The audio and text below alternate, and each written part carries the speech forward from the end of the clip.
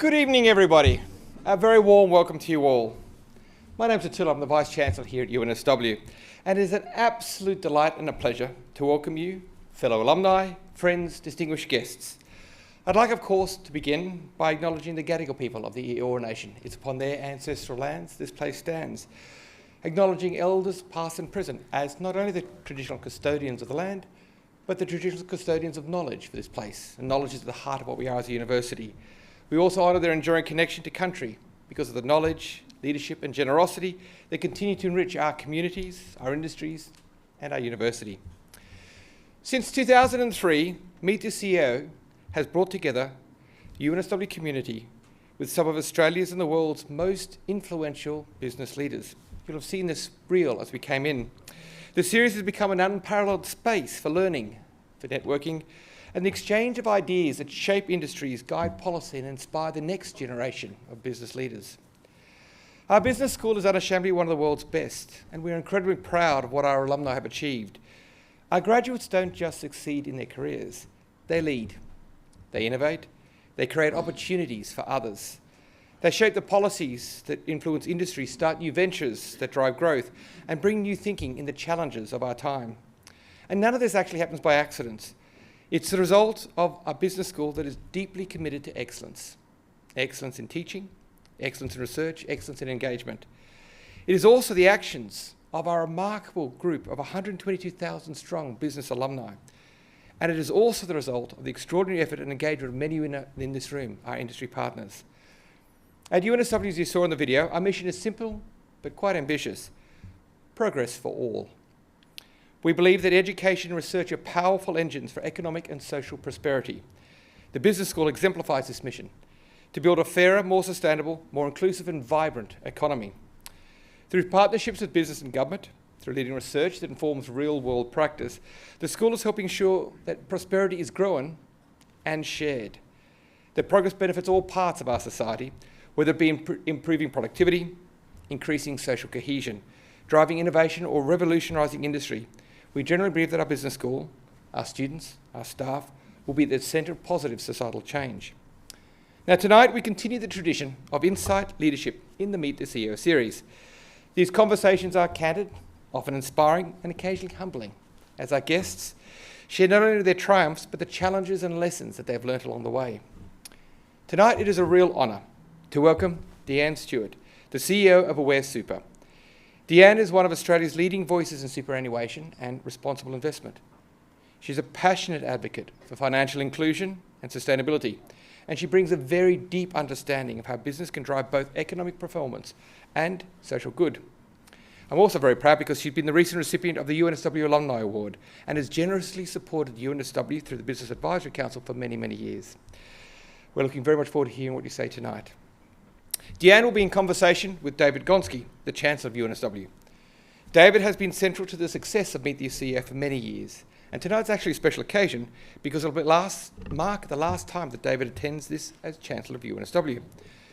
I'm sure you all agree with me, David is an exemplary leader whose steadfast dedication and profound impact has shaped the very fabric of our university. Since his appointment back in 2005, when he became the first alumni to hold the role, he has served as an extraordinary advocate for UNSW, a guiding force in our evolution. David understood no other, not just excellence, but excellence at scale. Because when he first joined UNSW, we were much smaller.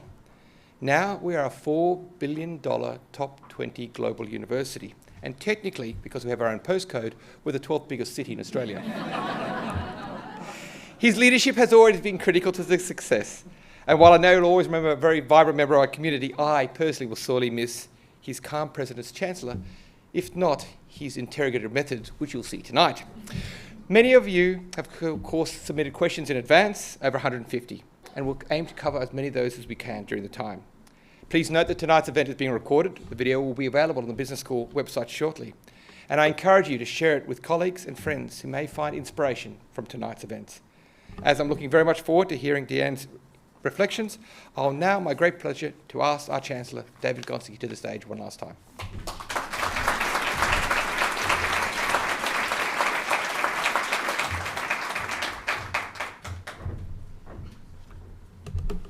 Ladies and gentlemen, firstly, I too acknowledge the traditional owners of the land on which this wonderful building stands, and I pay all of our respects to their elders past, present, and in the case of a university, emerging. If I may, I thank Attila. I should just put absolutely clearly the university is in very good hands when they're Attila's hands, and I'm very happy with that, and I want to say that absolutely at the beginning. Tonight is a very historic event, and I want to quickly say that's not because it's the last time I will appear as Chancellor at this event. By the way, next time you see me, don't stand in my way, because like you, I'll be seeking to get a good seat all by myself. The reason it's historic is I've been to pretty well every single Meet the CEO in the 20 years I was Chancellor, and they've never once asked me to be the interviewer. But tonight, I finally got the thing. And if I do a bad job, I'm quite conscious as you leave, you'll agree with the Vice-Chancellor, it's time he stepped down. Ladies and gentlemen, there is a great deal on my script on how wonderful UNSW is, and it is.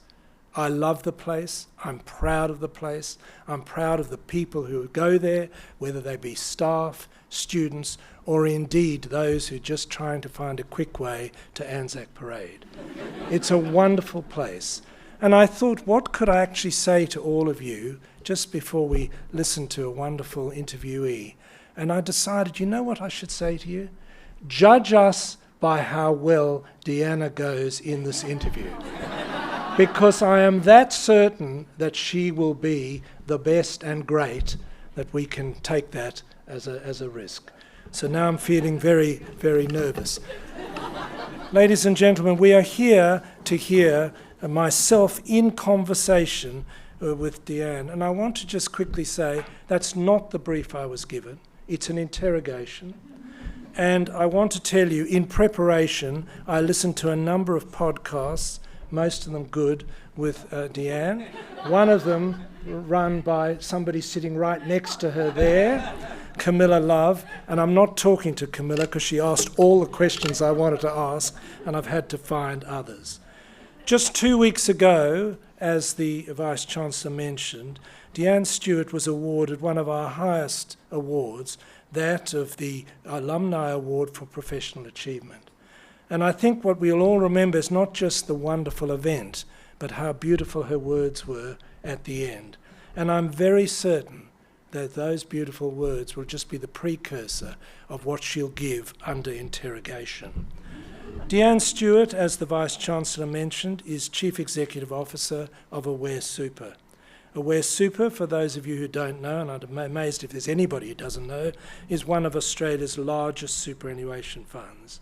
She leads an organisation recognised as a force for good. She's in the superannuation industry and she's leading it for the benefit of her members.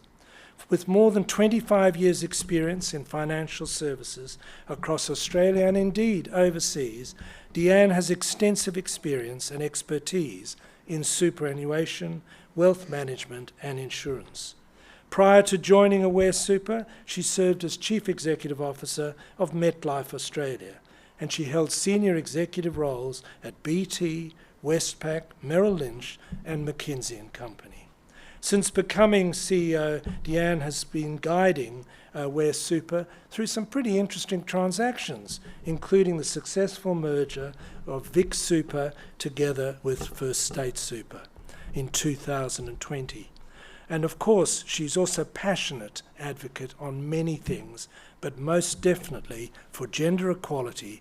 And she was actually recently in 2019, recognised for her workplace gender work by the Workplace Gender Equality Agency as a pay equity ambassador.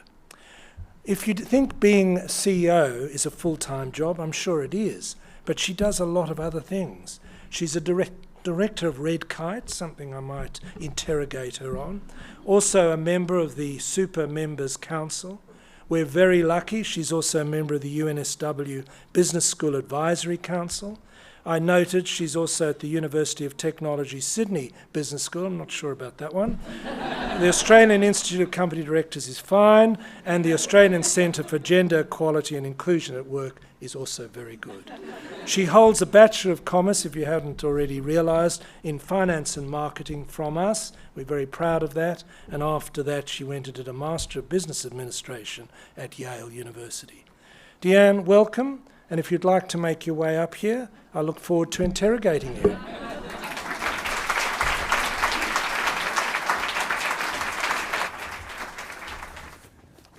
Well, Deanne, I've been looking forward to this.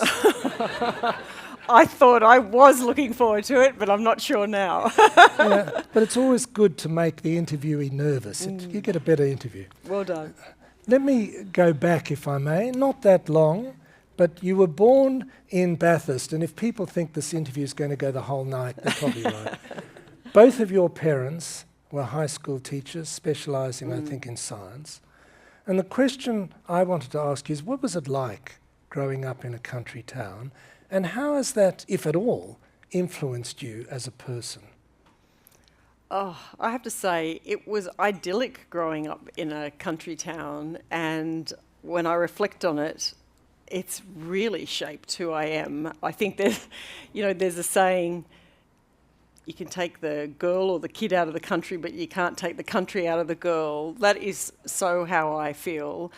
And the idyllic bit of it, where I grew up, I mean, there were paddocks and paddocks, and so just that sense of freedom. I mean, we were out at the crack of dawn and we weren't coming back until it was night time, just exploring the universe, and that was that real sense of freedom.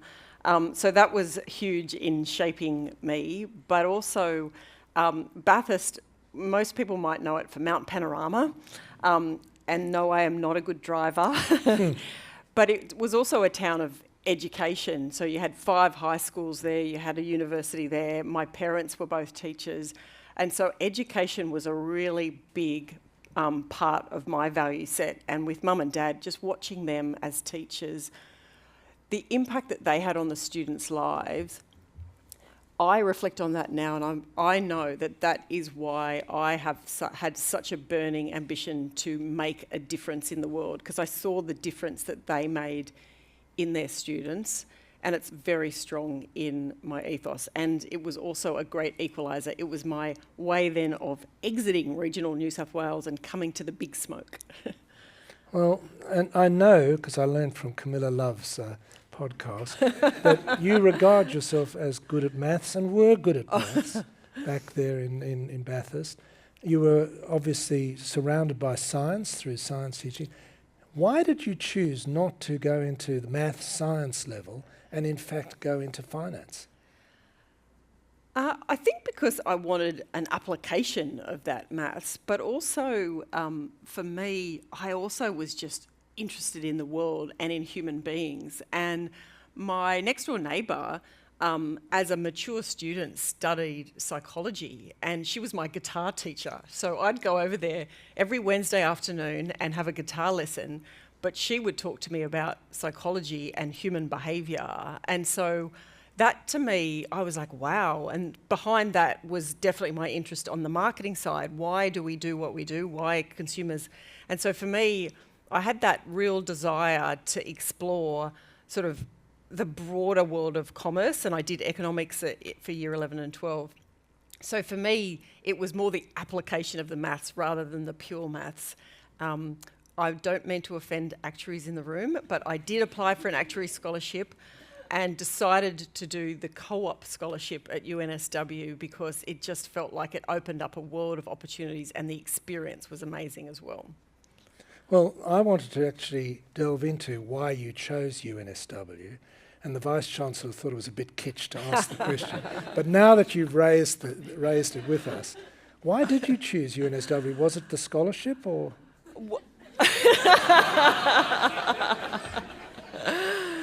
It was because I knew this amazing chancellor was coming. No. I've been there since 1890. No. I think, well, so certainly for me, I wanted to do something commerce related, and UNSW had and still does the most amazing reputation in commerce. So that was certainly, and getting to the big smoke were my two drivers.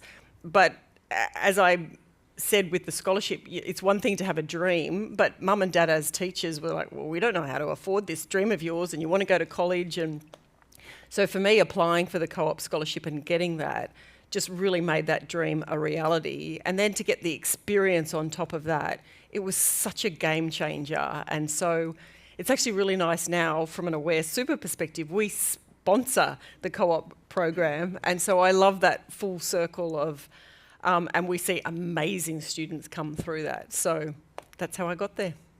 Well, it's a wonderful reason. Yeah. Let me ask you, you went on to get a master's degree at Yale. Why did you need it?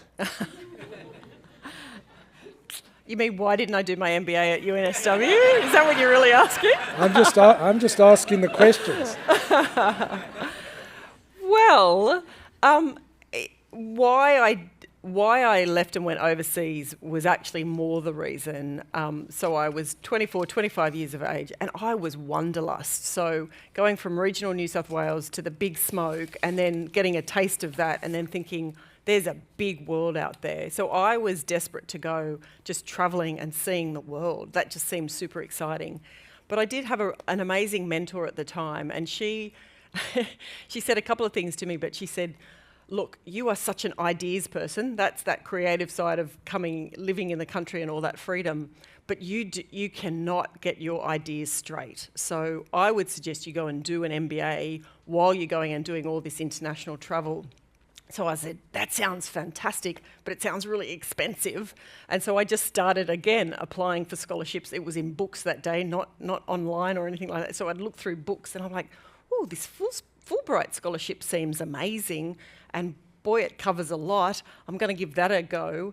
And I was fortunate enough to get the Fulbright scholarship. And then from that, I got to do an MBA in the US, because Fulbright is US related. And Yale University spoke to my heart because it had this wonderful combination of both really strong finance and that side of it, but it also had a really strong not-for-profit side. And so you had this really collective, really different, diverse student body. So it was amazing. So that's how I got to go there.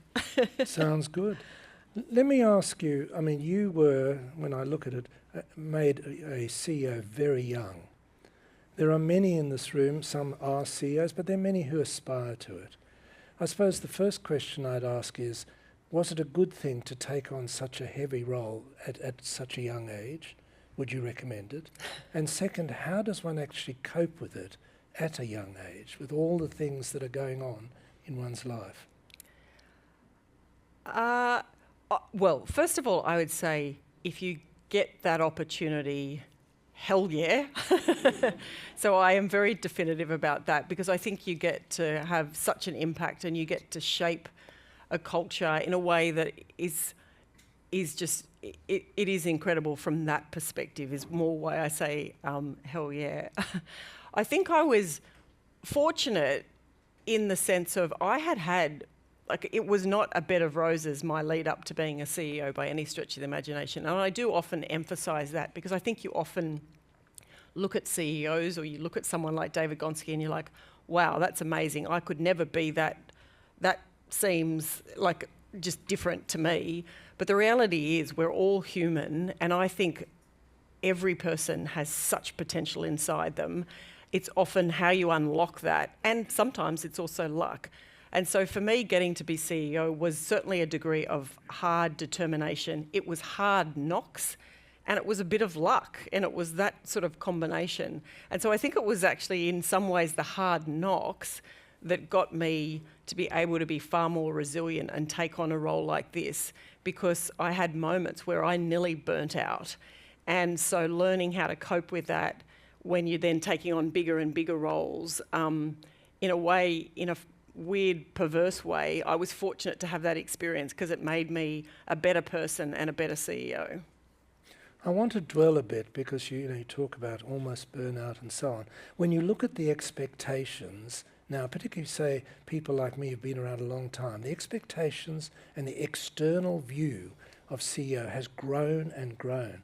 How does one handle that? And after all, we're all human and you've got to try and continue one's own life. Do you feel that there are, tricks you can tell us, or indeed things that can actually drive you to actually get through those clouds? Yeah, a couple of things come to mind. First of all, I would say, and it's certainly a mantra of mine, and I am therefore very deliberate in this now, is that there is no two CEOs that are the same. And I think it's really important that CEOs look and act really differently, and that there should not be just one formula. So what I'm about to say worked for me, but it may not work for others. But I think it is important that people see very different types of people in CEOs and that act differently and do things differently. So that in a way takes a bit of pressure off me, because I don't look and act like many other CEOs. I'm on a mission to sort of do it my way and show that being a CEO, there's many different paths to it. So I start there, that takes pressure off myself. But secondly, I would say, and I have learnt this the hard way, whether you're CEO or whether you're in some other role, there's things that give you energy and really propel you forward, and then there's things that sap that energy, and just even the simplest tasks are really hard to do. And I did find that the hard way. And what I find is if you feel very connected to an organisation that shares your values deep down and is really purpose-driven, it's amazing how much more fuel that gives you. And then if you're in a work environment that is really humming and is safe and is collaborative and is fun, that gives you energy. And so for me, I've learnt that is the environment that I will thrive in and I see others thrive in.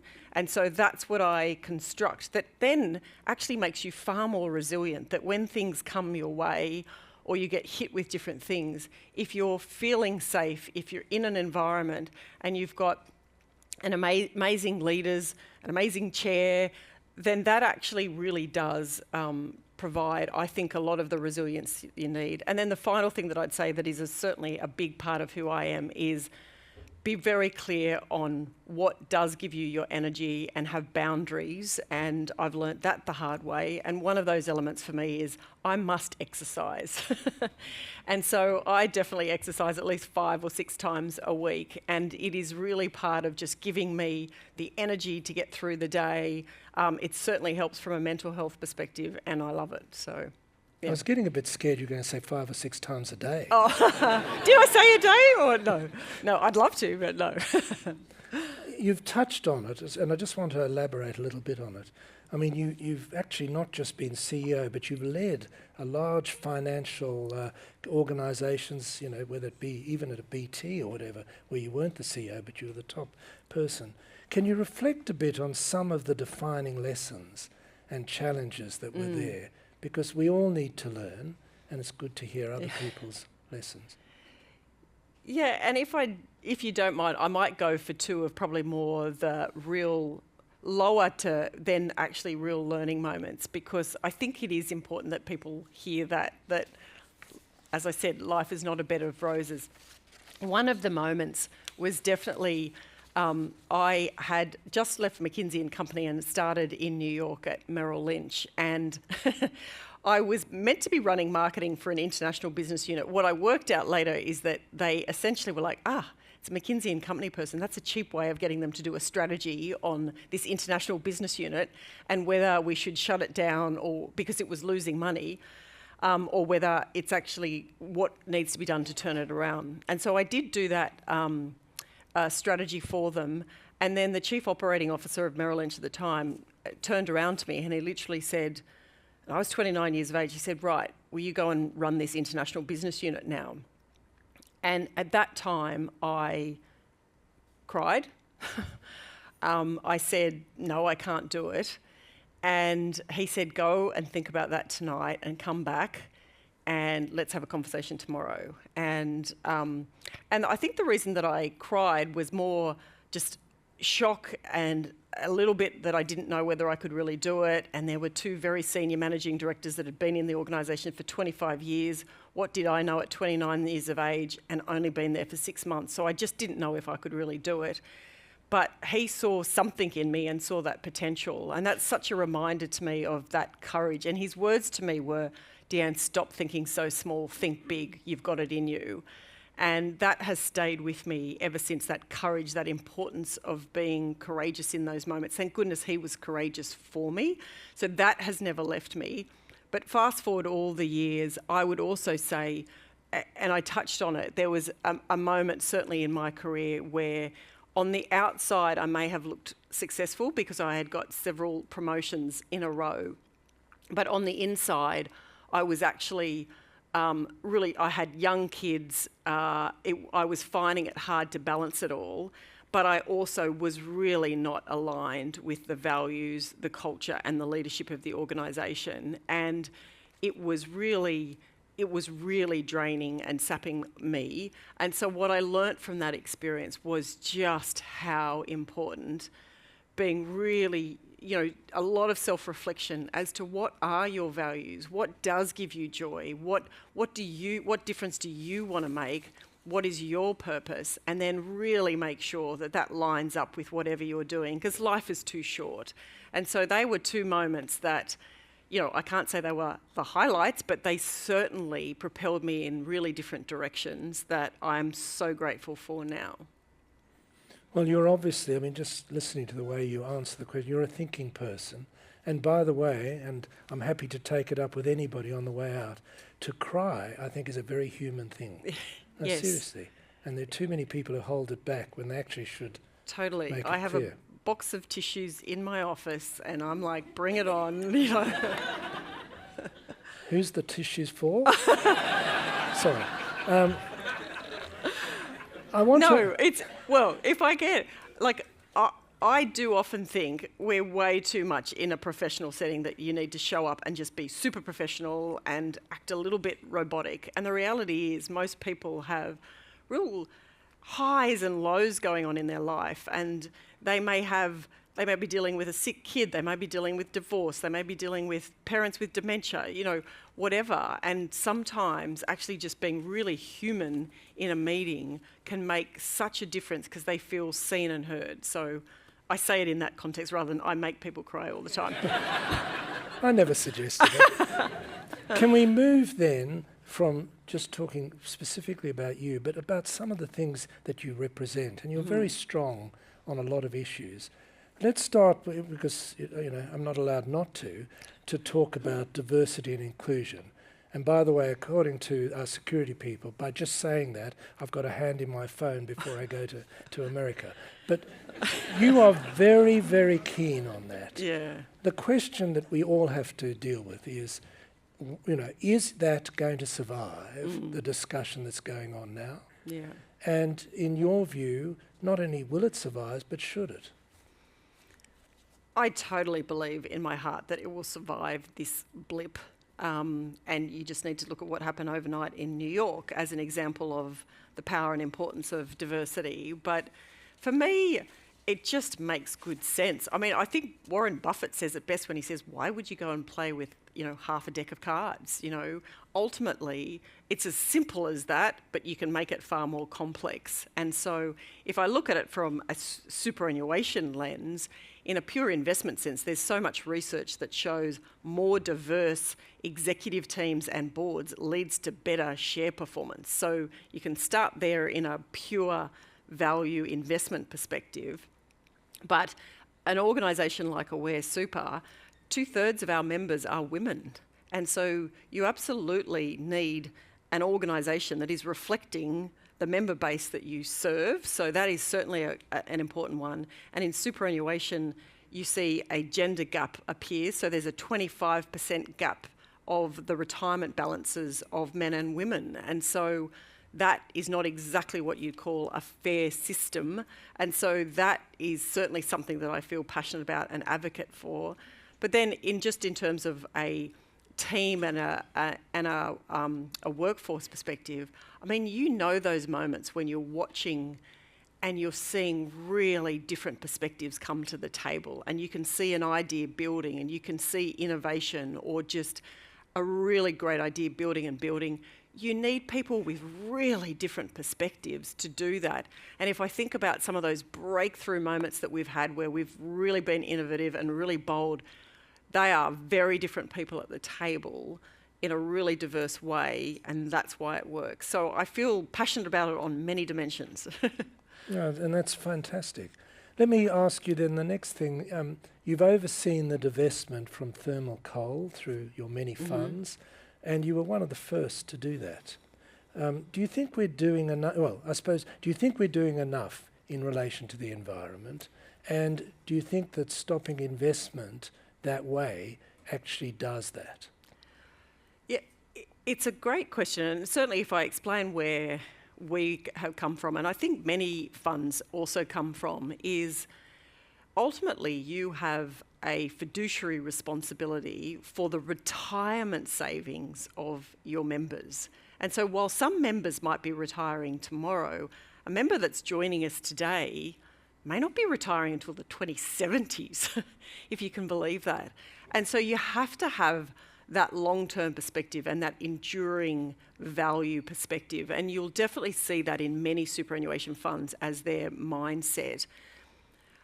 Then you, with a longer-term frame of mind, you go, well, what are some of the biggest risks that we are facing that if you do not get this right, they will destroy value within a portfolio? And climate risk is right up there. And so for us, the reason that we actually moved on thermal coal versus anything else in terms of fossil fuels is actually more about the stranded cost. Ultimately, the world of thermal coal is far more expensive than where renewables and many other options are going. And so for us, we were like, well, we're not smart enough to work out when pure play thermal coals are going to be just complete stranded assets and the value will just plummet. So that is actually a really good risk to actually protect our members from. But we are certainly invested in fossil fuel companies, and that's when the sort of engagement with those organisations and your voting rights and governance of those organisations becomes a really important role of stewardship of our members' money. Can you see, everybody, what I'm doing? I've just written down all the issues I've got to look at. I'm just getting Deanne to answer them. Doing quite all. smart. But I have another one that's on my mind, and I think it's on most people's minds, and that's the question of cyber security. I mean, the question, by the way, I'd like to ask you firstly is it our responsibility as big companies to be perfect on cyber security? And second, are we actually doing enough, whether we have the responsibility to be perfect or not?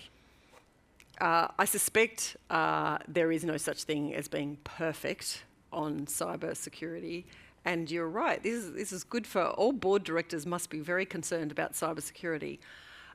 So I would say I don't know that there is such a thing as perfect. I think the mindset that I know we do certainly have at Aware Super is it's not a matter of if something's going to happen, it's a matter of when. And you absolutely have to plan with that in mind. What can you do to prevent it as much as possible?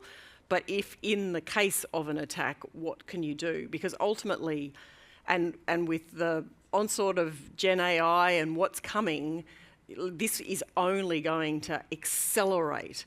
And so are we doing enough?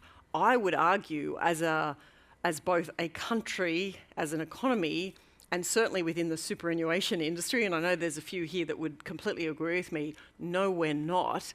And we need to do more and more. And quite frankly, the more we do in concerted, you don't get a competitive advantage in cyber. Ultimately is one of those, if one goes down in a way that loses trust in your whole industry. So from a superannuation context, if you think about those huge savings, someone's whole life savings that could go in a cyber attack, we cannot do enough, and we must get far more coordinated in the way that we look about this. And so I'm very So no, Lex, who's here, knows I'm very passionate about this topic because that is certainly something that we need to do. But boards need to do that and get right across it as well. And I think often what I observe in boards is they go, well, there's one member of the board that knows about cyber, so we're good, we've ticked that, and they can ask the questions. No, actually all board directors and all executives must come up to scratch on this because it is one of the biggest risks that's out there. And I think in view of what's happened in the last couple of years, we're all realising that. Correct. I think you're absolutely right. You talked about perhaps losing the savings of somebody. Let me talk to you a little bit about risk and reward. I mean, one can be very risk averse, and of course you might have a happy life because you don't lose somebody's savings. But on the other hand, you may not make a return on those savings, which is useful to them. Yeah. How do you, allow yourself to be comfortable with the risk and the reward in relation to what you're doing in the various funds? It's a great question, and often it is such an important role that you play as a superannuation fund is actually, in a way, investing is much more about risk than it is about return. Return is almost the outcome of the risk that you're deliberately determining to make. And so even the way that you construct a portfolio and that degree of diversification, which is certainly why big funds like Aware Super have a very diverse portfolio that's both global and Australian, that is both listed and unlisted, is actually to really balance out that risk to get the best possible return for that degree of risk. So certainly that is taken into consideration. But we have also designed our main fund to actually deliberately create different risk levels depending on where you're at in life. So arguably, if you're in your 20s or 30s or 40s, you have got decades before you retire. So we have got them in pretty high octane, high growth assets because they can take on that risk. But as they're heading towards retirement, where actually your life savings mean so much more because they become your paycheck, we ratchet down the level of risk that they're in, and we design it deliberately with risk in mind. Sounds excellent. I want to ask you a question that means a lot to me. I mean, you're one of the busiest people in our business world, and you still find time to sit on the board of a wonderful organisation like Red Kite, which is a not-for-profit. Why is it important to you that you are on not-for-profits? Why do you find that extra time, or do you just feel you should? I think we could end where we began, which is back to that values and knowing your own values. If I go back to watching and observing my mum and dad and seeing the impact that they had, I always knew that however I can help, I will help. But then Red Kite, for those of you who don't know, is a beautiful charity that looks after families that are going through childhood cancer.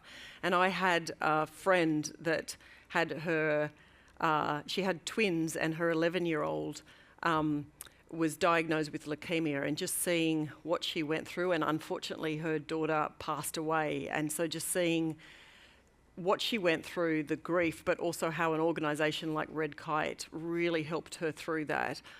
For me, that is an absolute ability to give back. I don't want to be disingenuous though. I've probably been able to do more of that more recently as my kids have got older. I had it in my heart when my kids were younger, but I was just, trying to get through my job and look after the kids and that side. So for me, I feel really fortunate at this stage in life where I can make those trade-offs, and my son doing the HSC at the moment, he does not really need me to drop him off or pick him up at the schoolyard. He needs me in different ways, so it enables me to do different things as well.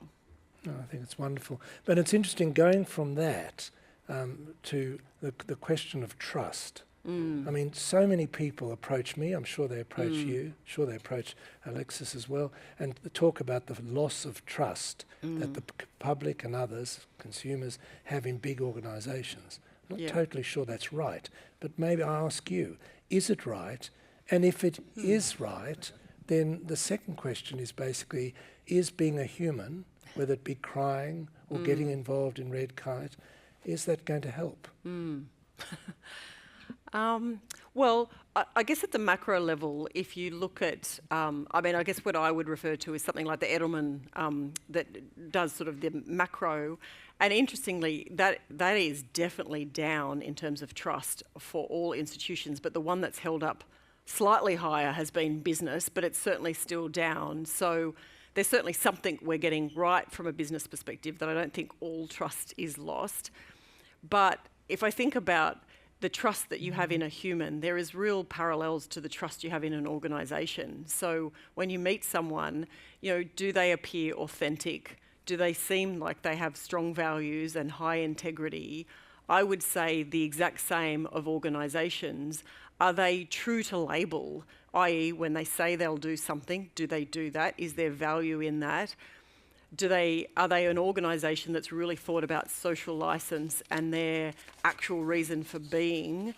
And how do they hold themselves in moments of crisis? So I think organisations that have built that trust over time are doing those things right, pretty similar to what humans do. So maybe there is a very strong parallel there.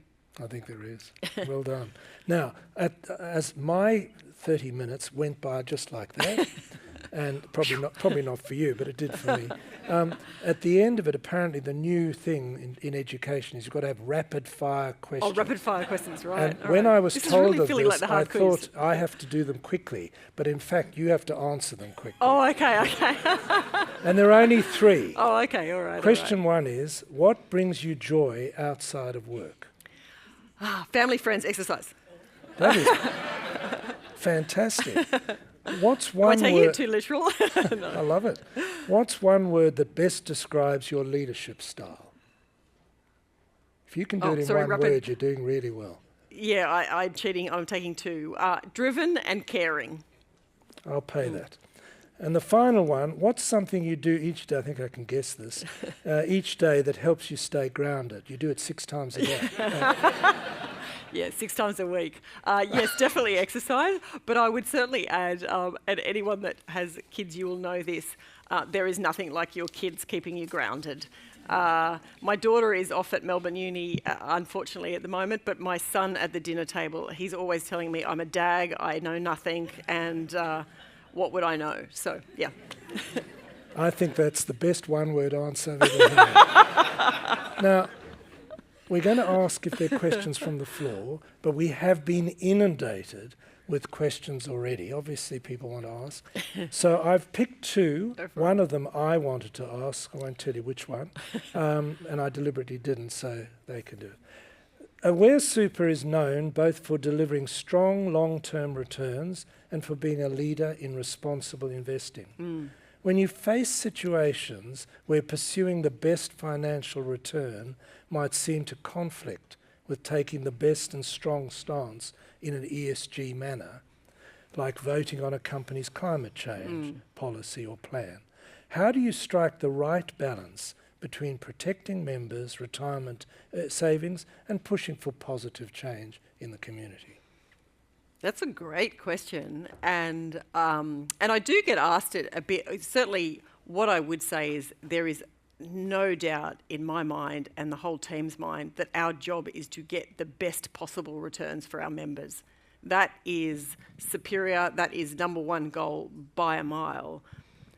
But to achieve that, particularly when you're a superannuation fund that's investing not just in 1 year, but in many years to come, actually really being mindful of the environmental, the social and the governance risks that lay in your portfolio is paramount to actually adding value. So we don't see them as 2 separate things. If your time frame is a short time frame, then yes, there is definitely a trade-off at moments. But you just have to look at some of the issues and what's really detracted from value in companies just in the last couple of months. It might be really poor governance. It might be that they haven't thought about their humans in their organisation and made sure that it's a safe place free of harassment and bullying. Or they might not have thought about the resilience required with climate change in full force. So For us, we actually look at it and go, they are the real risks, and there's opportunities to those as well that actually add value, and that's the way that we look at it. And my little boast, as one of the top performing funds, it's certainly working for us. But we would say, please, media, everyone, stop looking at 1 year returns, because when funds become shorter term in nature, I think that is often being driven by this peer comparison that is driven in a 1 year sense, and we make sure that our incentives, our KPIs, etc., are much longer term. But it's hard not to hone in on that as well. Very good answer. The second one is, how is Aware Super planning to use, and everybody was saying, how come he didn't ask a question on AI? Here it is. How are you planning to use AI beyond chatbots to improve service and help members maximise their super balances? Oh, another great question. So I certainly, I'll give a personal perspective, but an organisational perspective. I'm definitely in the camp of, I am a huge believer in AI and where it's going and how it will reshape almost every corner of our organisation. But there is definitely some risk there, and we've spent a lot of time on looking at AI governance and where the risks are to make sure that as we go on this journey, we're doing it as safely as we possibly can. But for me, I certainly think that if you think about something like superannuation, the number one thing we hear from members is, it's so complex and I don't know where to start and I don't know. Well, generative AI is going to solve a lot of that. And so your ability to actually, in a native language and just asking the questions that you have, that will reshape, I do think, how you serve, how you guide members, and it will have a really significant impact in our industry that's been a really complex one. But it will go well beyond that. It will certainly really, I think, reshape how investments are done and that side of, I could go on for quite a while on this one. Well, if you don't, you'll give people a chance to ask questions. We've got time for a few questions. Are there roving mics? I think there are. Yes, there's one over there. If you could put up your hand and somebody will come over with a mic. Oh, thanks. My name's Greg Hogan. Tonight there's a meeting at the Town Hall where the Lord Mayor is handing out the Peace Prize to Judge Pillay from the National Court of Justice.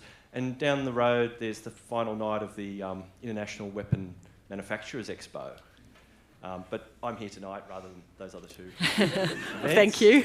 Busy calendar. I do want to ask you to expand upon this idea of responsible investing. Should a superannuation fund invest in weapon manufacturers? Thank you. Great question, and certainly very topical as well, and particularly when you think about how important defence is and where it's going, and there's really two sides to this. So the way that we've approached it from a responsible investment perspective is, well, first of all, what you certainly want to do in an overall context is use engagement in a positive way, but also not exclude so many things that you actually aren't trying to get the best returns. But you should also offer options for those that feel very strongly about it. So if you look at our main default fund, what we do is exclude controversial weapons and weapons of mass impact. But we certainly do invest in companies like an Airbus or companies that actually, while they might have a main component of aircraft, they are actually involved in weaponry or drone organisations, etc. So in our main fund, we certainly invest in organisations like that. We invest in the index, we invest in organisations like that. In our socially conscious option, though, for members, and we have a lot of members that choose that socially conscious option, that is where we exclude things like that. And that way, we're giving members choice dependent on their value set, but also making sure that we're not having a significant impact.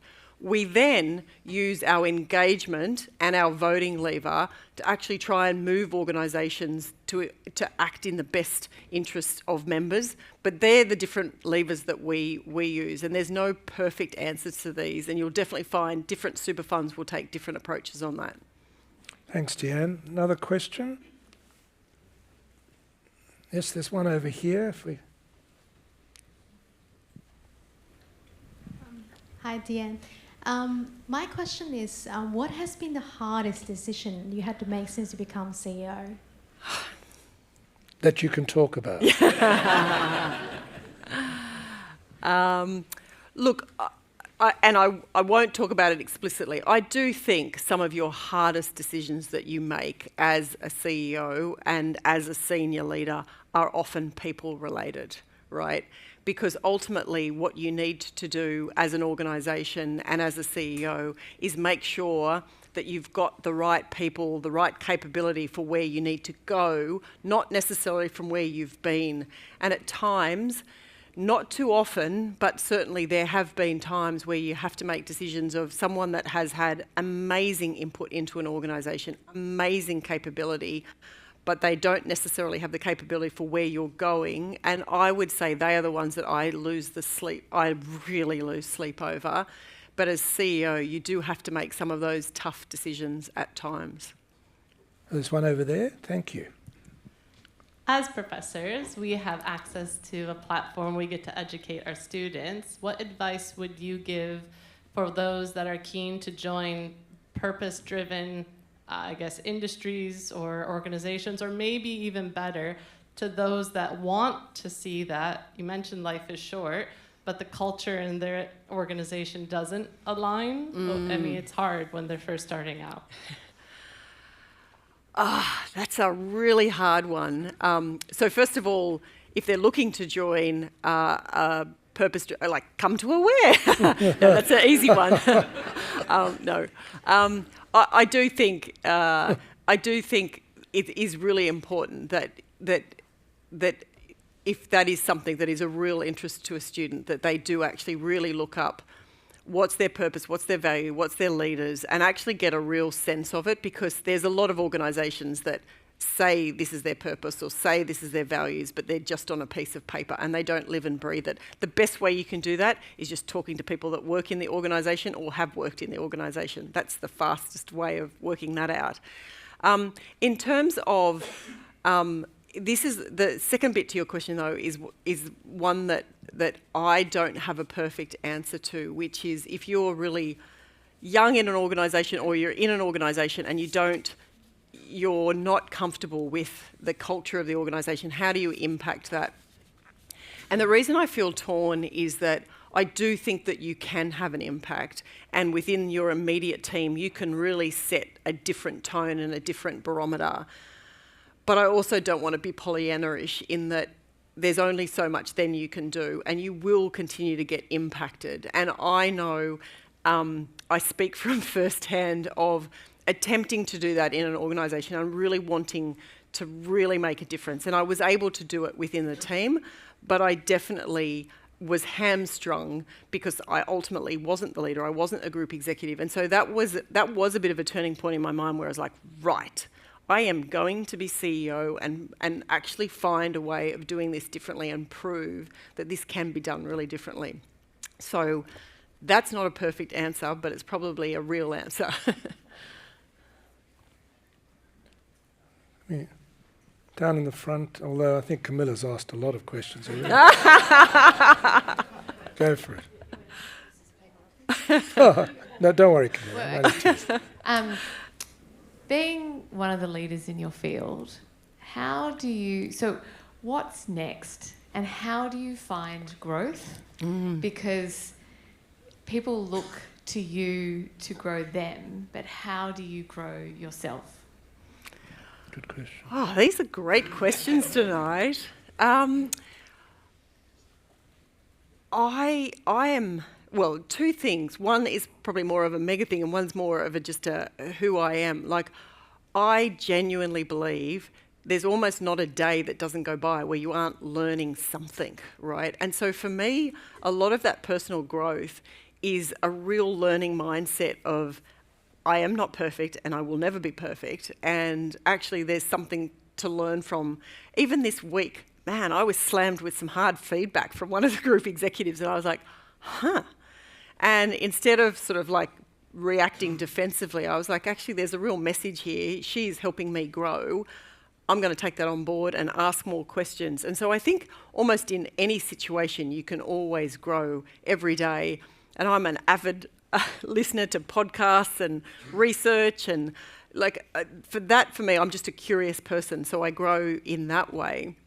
But I think having led an organisation of Aware Super, and the ex-chair here is here tonight, Neil Cochrane, who was an amazing chair, we have had such a journey through that period of time. So I definitely self-reflect now and I go, okay, do I have it in me to take it to the next chapter, or should I cede that? You know, and so I go through those thoughts myself. But at the moment, what I would say, and I'm sure Lex would agree with me as well, is our whole industry is changing now. We've been a great savings machine in accumulation mode, but as more and more Australians are in retirement mode or retiring, the system really needs to change. And I feel super excited about that. And so for me, there's so much innovation there, but there's so much understanding consumers and what retirement is today versus what it was when the system was created 30 odd years ago.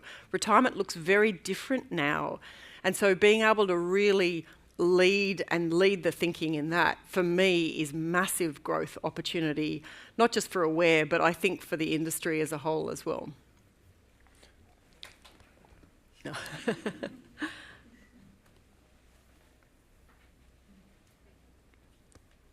This is probably a good follow-on question. I guess you were talking about looking at people retiring in 2070, right? Where some of this room will not be here anymore. How do you Speak for yourself. Probably the wrong way to start a question. But I mean, how do you keep your workforce engaged, knowing that they might not be working for Aware, or they might be the ones retiring, but it's such a long-term vision. Yeah. And we live in such a quick-moving, transactional environment right now. How do you keep them motivated and engaged, knowing that what they're working towards, they might not be at Aware to see it come to fruition? Oh, another beautiful question. What I often say, and I hope this resonates, is at the end of the day, what we're doing at Aware or wherever you are, it is not about you, it is about what legacy are you leaving for the time to come on. We're just stewards of this moment in time, right? And so what do we want to be known as stewards in this period of time that we've really helped shape? And so actually our purpose, which was created in a workshop, we had like 40 different workshops. Why are you here and what's your why was ultimately the workshops. And these words came out of the workshop, which was, I'm here because I really want to make a difference. I want to be a force for good. And so we then actually created the purpose out of that to be a force for good, to shape the best possible future for our members, their families, the community and the industry at large. We come back to that again and again in the things that we're doing. And so while they know they're building that for the future for 2070, they're also building it for tomorrow and the next. So we certainly have a short-term focus to that and a longer-term focus. But I do encourage the team to think of themselves just literally as stewards for a point in time, for a much bigger chapter. Hopefully we're around in hundreds of years to come, still creating the best possible future. So that's the way. And I do think the more you do bring your team back to the underlying core reason why you exist, and really bring members or customer stories to life, your employee stories to life, that is where people get energised and motivated. It's not in the numbers and the spreadsheets as much as we might like to think. I think we're being blinked at, oops, so okay. I'll have to bring this to an end. But can I just go back to what I said right at the beginning? I said the evidence, once we have interrogated you, of how wonderful our product is at UNSW will be clear. And I think that's absolutely the case. Your answers are just brilliant, and congratulations. And we're very lucky tonight to have the wonderful Shamara from Macquarie Bank, who's another CEO. In fact, we've got CEOs all over the place. University of New South Wales is the CEO manufacturer of the world. And Shamara, you'll say it better than me, so why don't you come up and do the vote of thanks?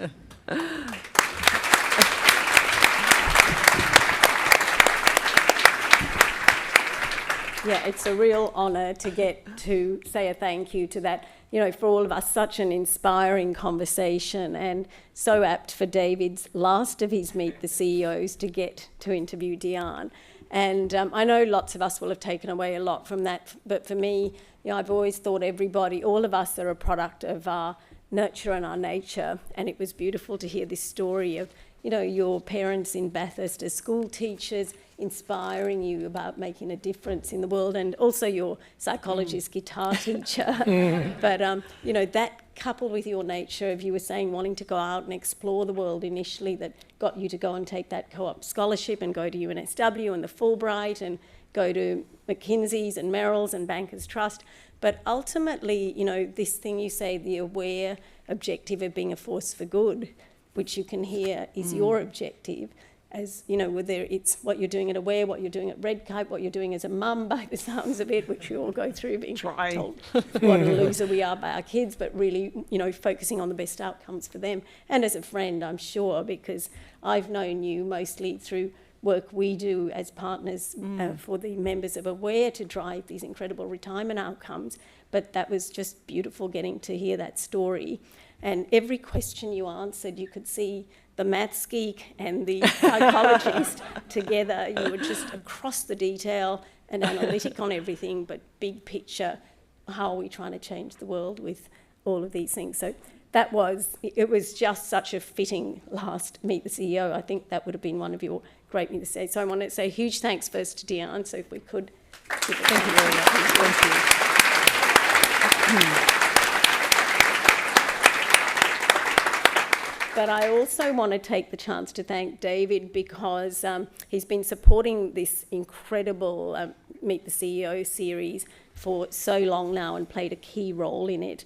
And he has an incredible ability, as you can see as an interviewer, to draw out all the personal and the professional reflections. I experienced this in 2022 when you did this with me, and do it in such a warm, witty way that the conversation just flows. So David, well done on that, and thank you for doing this for so long when you have so many other demands on your time as well. But also, I wanted to say on behalf of all of us UNSW alumni, you know, we were having our embarrassed to say 40-year law school reunion.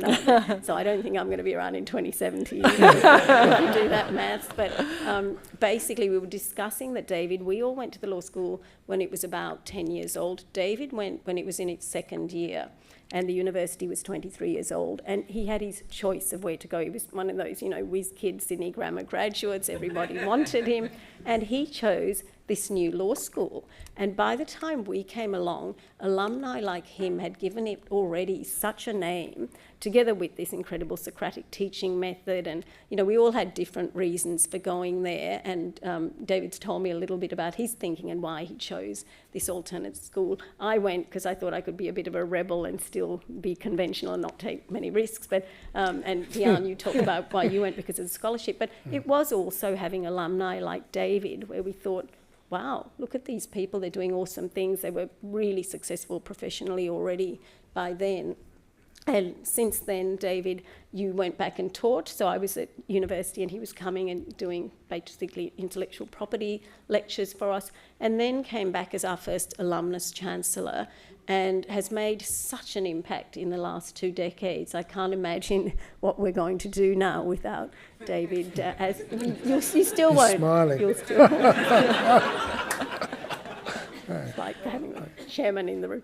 But I just wanted to say, David, huge thanks for what you have done for positioning this law school. You're so in demand and have such ability, and everyone's been after you, and you've given life and soul to this. And I know friends and colleagues that work there that say you answered their call within minutes. You're caring so much about it. So on behalf of Meet the CEO and also the students and the alumni of UNSW and also the business and education community, I wanted to say a huge thank you to you for everything you've done, and also Diane for letting him finish on such a high note by having Such an one interrogation. of the, probably the best Meet the CEO we've had. So thank you, and all that's left for me to do is to invite you out into the foyer there of this beautiful gallery, which also David not only has been involved in, but shaped this place in terms of finding the architects and all of that. And we're going to hold a networking reception where we can continue the conversation. But thank you to all of you as well. Thank you.